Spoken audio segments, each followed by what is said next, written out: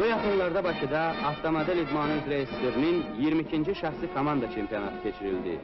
Yarışlarda ölkənin 160'dan çox ən güclü idmançısı iştirak edirdi.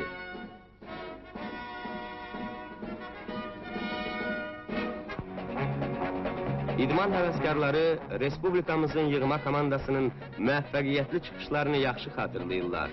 Onlar 1969-71-ci illərdə ölkə çempionu olmuşlar.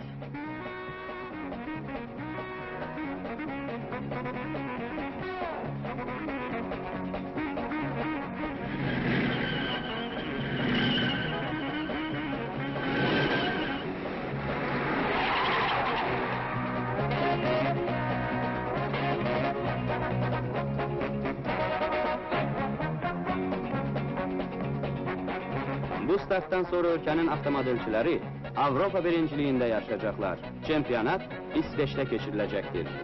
Odur ki, Bakı startının iştirakçıları təkcə qızıl medallar uğrunda deyil, həm də Avropa çempionatına vəsiqə almaq uğrunda mübarizə aparırdılar. SSR-nin 22-ci şəxsi komanda çempionatında RSFSR-nin yığma komandası müvəffəqiyyətlə çıxış etdi. Onlar komanda hesabında birinci yerə çıxaraq çempionatın keçici kubokunu aldılar. RSFSR komandasının üzvü Boris Yeremeyev öz modelində yarışların qızıl mükafatçısı oldu. Ölkə çempionatında Azərbaycan idmançıları da uğurla çıxış etdilər.